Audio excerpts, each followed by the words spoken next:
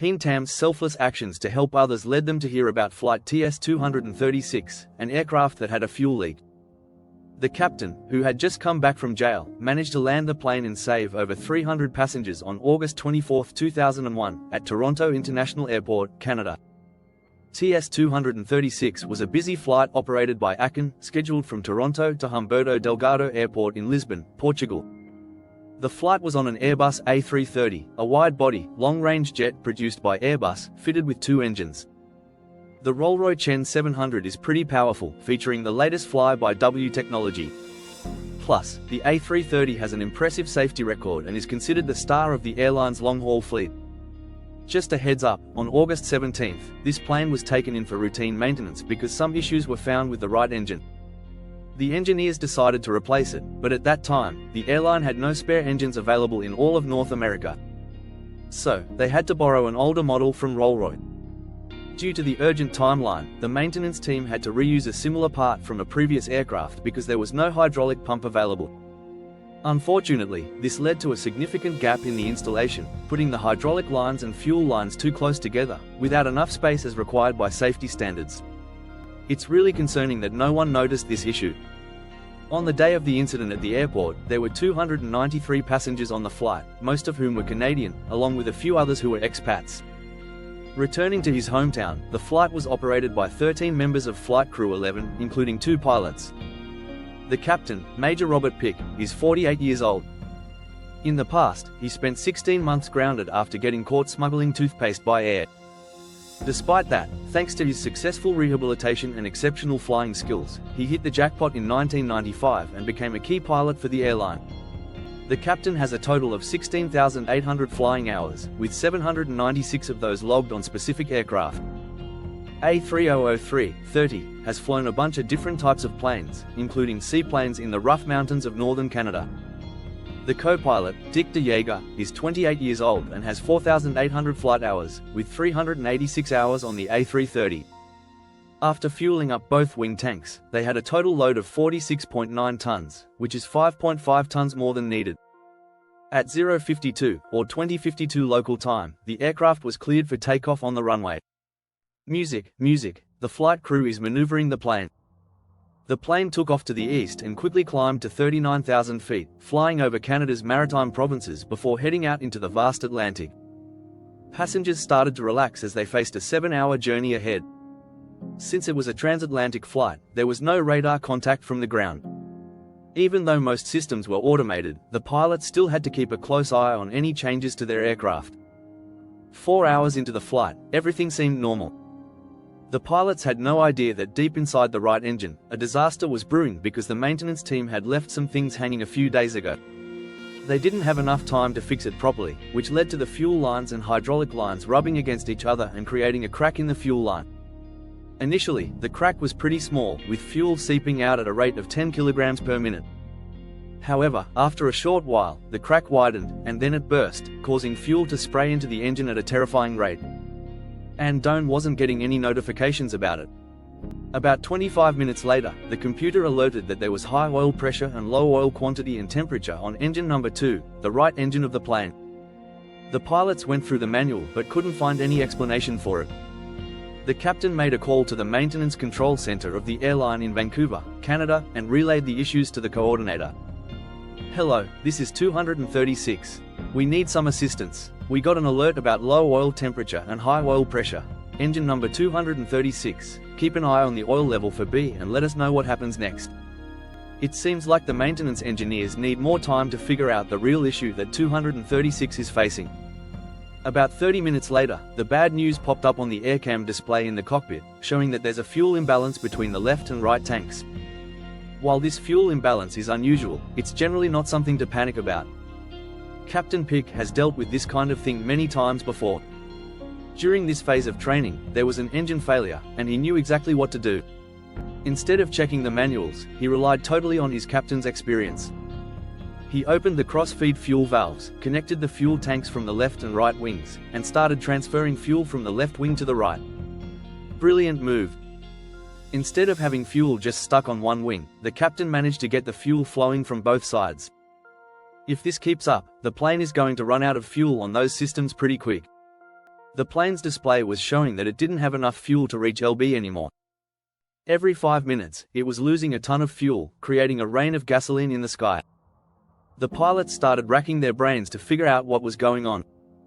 After thinking it over, they both agreed that it had to be a computer error reporting the fuel wrong because of a sensor glitch. This kind of thing had happened before on an Airbus, so it wasn't completely out of the question. Modern airplanes can run out of fuel during what's supposed to be the safest part of the flight, even after they've been fully topped up with an extra 5 tons of fuel before takeoff. This seems almost impossible. The idea might have briefly crossed the minds of pilots, but it quickly gets dismissed because of the stress and heavy workload in such situations. People usually tend to interpret things more like lawyers than scientists. I need to adjust my point of view to be a bit more subjective instead of just trying to find evidence to dismiss it after some analysis. Even though it's been opened up and approved, the gap between the two types of fuel hasn't shown any signs of decreasing.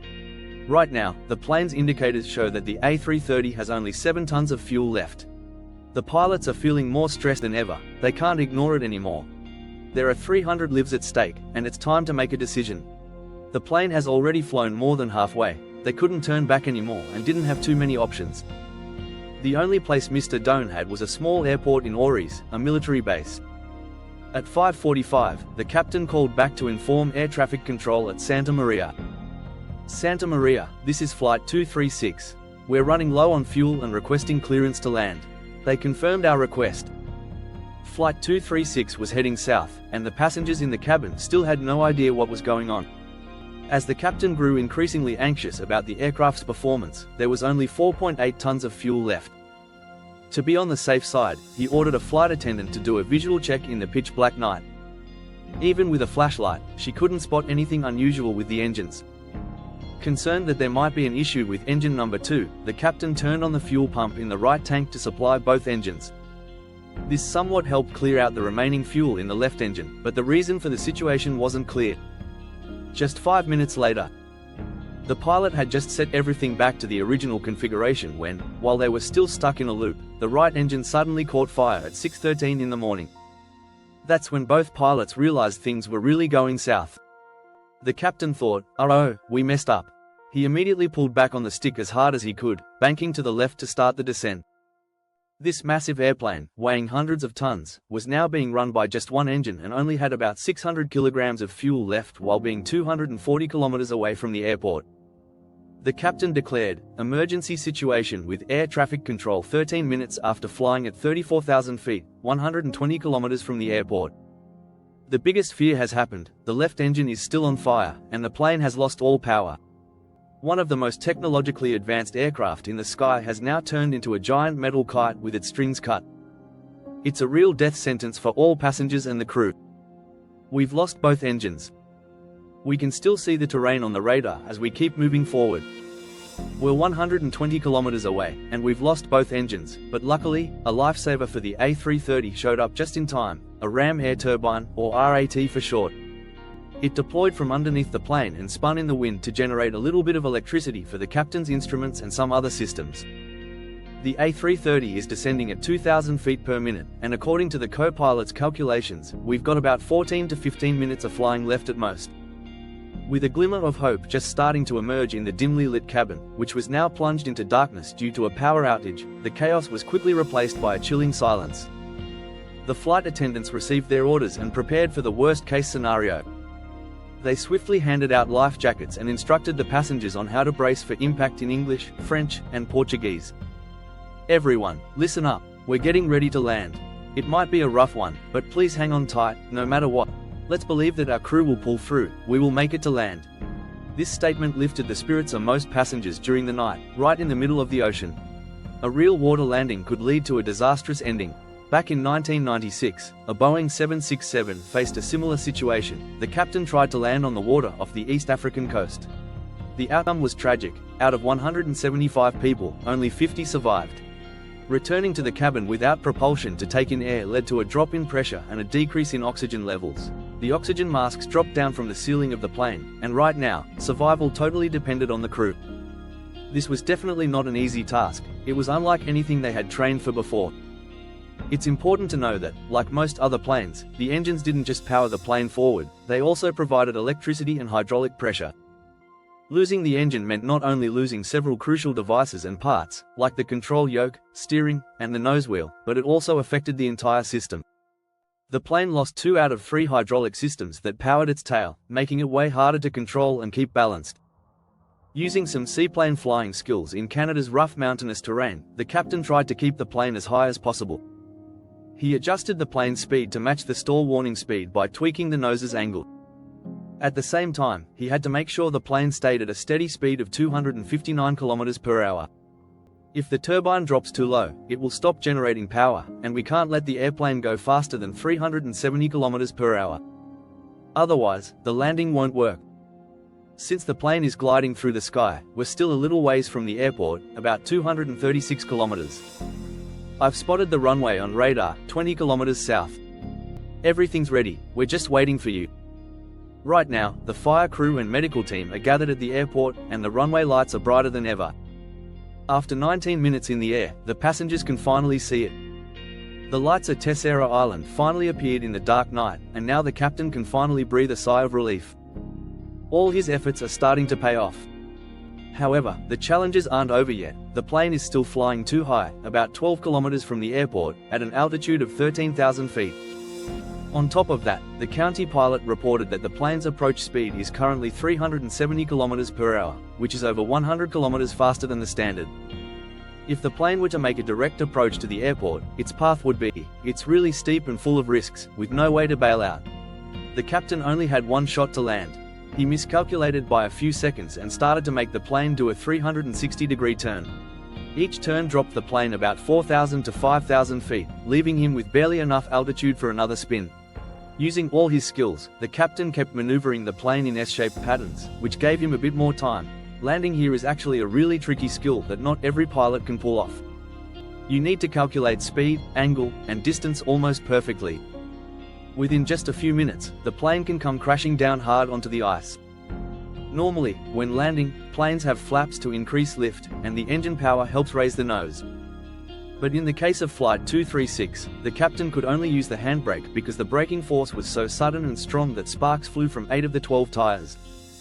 The plane blew up and landed hard on the concrete, sliding about 350 meters before letting out a loud screech and stopping at 654. The tires were completely worn down, and smoke was coming out. The captain immediately ordered all passengers to evacuate the plane within 90 seconds. A fire broke out afterward but was put out by the fire crew like a miracle. All 306 passengers survived, with no serious injuries reported, according to the Investigation and Accident Report. The Canadian Aviation Authorities and the Transportation Commission teamed up to uncover the cause of the accident. They found that the negligence of the 2 pilots was a major factor. The pilot has taken responsibility for the incident and has been fined $250,000 by the Canadian government. News of this event has been all over TV shows and newspapers. The captain and co-pilot have been hailed as heroes and received several awards. It's been quite the story ever since the flight. Flight 236 is celebrated as the longest flight in aviation history, with a record distance of 121 kilometers that still hasn't been broken to this date. On January 15, 2009, US Airways Flight 1549 collided with a flock of birds and had to land safely on the Hudson River. It was a busy afternoon at LaGuardia Airport in New York City, one of the largest airports in the US. This Airbus A320 was being refueled, getting ready for its routine flight to Douglas International Airport in Charlotte, North Carolina. The A320 is the second best-selling airplane in aviation history, making its mark thanks to Air. This aircraft is powered by 2 powerful General Electric CFM56 engines and comes with a lot of modern features. On that day, a total of 150 passengers boarded the plane, most of whom were American citizens. The flight was managed by a crew of 5, including 3 flight attendants and 2 pilots, with Captain Chesley Sully Sullenberger, a 57-year-old former Air Force fighter pilot, in the cockpit. He used to fly F-4 Phantom fighter jets and is also an aviation safety expert. He's racked up a total of 19,664 flight hours, including 4,765 hours on A320s. He graduated high school with almost a perfect score and is in the top tier of the world's highest IQ. The captain, Sully, has a bachelor's degree in psychology and basic sciences from the U.S. Institute of Aviation, along with 2 master's degrees from prestigious universities. The co-pilot, Jeffrey Skyle, is 49 years old and has only logged 37 hours on the A320. The co-pilot is a really experienced pilot, having logged 20,727 flight hours over his career. After completing all the necessary procedures at 15:24, Captain Sully made a call to air traffic control stating that everything was ready for departure on runway 4R. On that chilly evening, the Airbus started rolling and took off from runway 4R. The co-pilot was in charge of flying the plane while the captain focused on communication and monitoring. After climbing up to 700 feet, they were on their way. The crew got instructions to climb to the target altitude of 15,000 feet and activated autopilot mode. Both the crew and the passengers kicked back and enjoyed the flight, blissfully unaware that a sudden disaster was about to hit them. On the opposite side, a flock of hundreds of ducks was heading straight for the plane. This was a migration they make every winter, flying down from northern Canada to avoid the cold, heading toward Florida or the Caribbean islands. Each bird can weigh between 1.5 kilograms and the largest can go up to 4 kilograms. It's important to know that collisions with birds or any flying objects in the sky are rare but can be a real nightmare for pilots. Even though these small creatures can't completely block an engine, they can still cause internal damage that can destroy a massive plane, which can weigh hundreds of tons and is made of the strongest materials. A notable example is from October 4, 1960, right after takeoff on a flight. Flight 375 from Eastern Airlines collided with a flock of European starlings, causing all 4 engines to fail. The plane lost lift and plummeted straight down into Boston Harbor, resulting in the deaths of 62 people on board. Now, about a typical scenario, geese usually fly at around 1,500 meters. But today, for some unfortunate reason, they were flying much lower. There wasn't a single warning sound or signal, they were just like stray bullets, ready to hit any target in their path. The incident happened right at 3:27 p.m. while the plane was at its cruising altitude. At 820 meters with a speed of 360 kilometers per hour, about 7.2 kilometers northwest of LaGuardia Airport, the plane collided head-on with a flock of hundreds of geese, slamming into the windshield like moths to a flame. Almost immediately, the internal compressor fan system got damaged, and both engines, which were considered the most successful designs in the world, lost all power.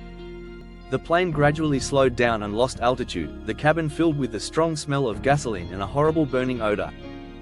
The grilled birds were a shocker, and the flight attendants were calming everyone down, telling passengers to stay in their seats. A few seconds later, all the lights went out, and things got serious.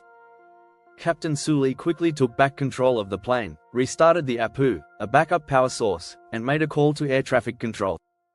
Meanwhile, the county pilot activated the fire suppression system and looked through the checklist to find a way to restart at least one of the 2 engines. The captain had already powered up the APU early on. The air conditioning, lighting, information systems, and other electronic devices on the plane have started working again. The air traffic control staff on duty at the control tower that day immediately ordered all takeoffs and landings of other planes to stop, except for the Airbus A320 on that side. Emergency response vehicles were also put on standby. Everything has been temporarily brought under control, and Captain Sully remained calm, beginning to outline the next steps. At that moment, the plane was flying in airspace over downtown New York, and every rule being followed felt extremely risky. It wasn't just about the fate of the 155 people on the plane, but also about the millions down on the ground. The captain noticed the plane was losing altitude rapidly, making it almost impossible to return to the airport. Plus, there's a theory pilots often learn: when the engine fails, turning the plane around would cause it to lose even more altitude than if it just kept flying straight. At that moment, he suddenly remembered the first time he piloted the F-4 Phantom V seaplane and had a bold thought about landing a plane on the Hudson River. The river, located on the west side of Manhattan in New York, flows north to south. The plane needs a minimum runway of 2,000 meters, and if it lands on its belly close to the middle of the fuselage and the water surface, it would significantly reduce the plane's slide. Not to mention, the risk of fire and explosion would also be much lower if it could land on concrete. We're all set, but there's a chance we won't be able to land. The information we got back from the ground just made everything even more intense. Honestly, it feels like a risky move heading north. We're hoping the police will help us out here. Can you imagine if we end up refusing to fly because that plane, with a wingspan of 36 meters, could get caught in the power lines on either side of the road? Plus, with 65 tons of fuel on board, things would explode in no time. It feels like we're stuck, but just then, the captain spotted a runway at Teterboro Airport. New Jersey, right below, has figured out how to get the plane to HSON, but in a life or death situation like this, the captain has to be careful and choose the best option. The vehicle had to stay at runway 2, it seemed like everything was sorted out. But hold on. After a quick calculation, the captain concluded that the plane didn't have enough altitude to head toward T-Borough anymore. If they tried, the plane would definitely break in half upon landing, and then everyone on board would be in serious trouble. Sitting on the plane, it was tough when I saw the speed display show 343 km per hour and still dropping, while we were only at 500 meters. We thought we could make it. Music. At 15:29, the plane's signal disappeared from the radar, and an emergency alert came from the ground station. Helicopters were all focused on Houston. The people in the city were shocked to see a large commercial plane flying low over the George Washington Bridge at 270 feet. Right now, things on the Hudson River are pretty lively with boats waiting for tourists and others waiting for cargo. Luckily, they're all moored, and the riverbed is completely clear. At this time, the survival of the flight depends solely on Captain Sulai. Before making a daring landing, he announced to the cabin, "We're getting ready to land, so please stay calm and follow the crew's instructions. Trust us, we absolutely have to survive." The captain ordered the crew to finish all the preparation steps while trying to keep the plane steady and minimizing any contact with the water. At first, the passengers were really scared, but after hearing the captain's words, they managed to calm down a bit. No one overreacted, everyone followed the flight attendant's instructions to the letter. Seatbelts were fastened tight, and everyone was ready in the cockpit with the co-pilot. The captain calls out, "Ready," with determination to avoid the helicopters around, and the TCAS warning has been activated. He opts for flap 2 instead of flap 3 to reduce drag and get a better nose-up position before hitting the water since they are too close to the surface. The ground control system is also alert, and on the A320, there's a switch used in case of a water landing to close all the belly valves of the plane, including the pressure relief valve, the turbine, the ram air door, and the ventilation valve. The extraction process alongside the control valves helps prevent water from overflowing. And of course, they didn't miss that important operation, music. About 15:30, roughly 3 minutes after the incident started, the plane dropped into the river at a speed of 240 km per hour, making an earth-shattering noise. But it really was a perfect landing and didn't cause any major damage. The plane was able to stay afloat partly because the fuel tanks weren't pumped out. However, the back part of the plane did get damaged, leaving a crack. The river started flooding into the plane right after the captain landed. He quickly left the cockpit and ordered everyone to evacuate, telling him to move out through the 4 emergency exits where the slides were already deployed. The passengers, already equipped with life jackets, exited in an orderly fashion, guided by the first officer and 2 flight attendants, Don and SH. The outside temperature was 7 degrees Celsius, and most passengers were in shock from the cold, some even fearing a hypothermia incident might occur. A few passengers jumped into the water to escape, but the water was freezing, making them nearly stiff with cold. Luckily, just 4 minutes after the crash, thanks to a prior warning, the cruise ships from Knee Waterway and Pico Light spotted them and quickly headed to the scene. The New York rescue helicopter was also dispatched in time to help the victims, who were shivering from the cold. The passengers who had jumped into the icy water earlier were rescued as well, but by then, the water had risen too high for the plane. Trong and Lai are still inside, searching every nook and cranny to make sure he doesn't miss a single passenger on the sinking plane. After he finishes that, he heads back to the cockpit, grabs the flight records, and goes up to the rescue boat on the shore. The fire department declares a level 3 emergency and quickly calls in support units. 36 ambulances are on standby to help. It's a miracle, 155 people on the plane survived, with just 15 suffering minor injuries who need to be taken to the hospital. The hospital's worst case is a male flight attendant with severe injuries from a broken bone. What a twist of fate, going from hero to villain, having to stand before the judge. The landing, praised by the media as a miracle on the Hudson River, is considered a historical milestone for commercial aviation. However, for many, that landing was way too risky and completely unnecessary, which has led the talented captain and the crew of Flight 1549 to face quite a bit of scrutiny.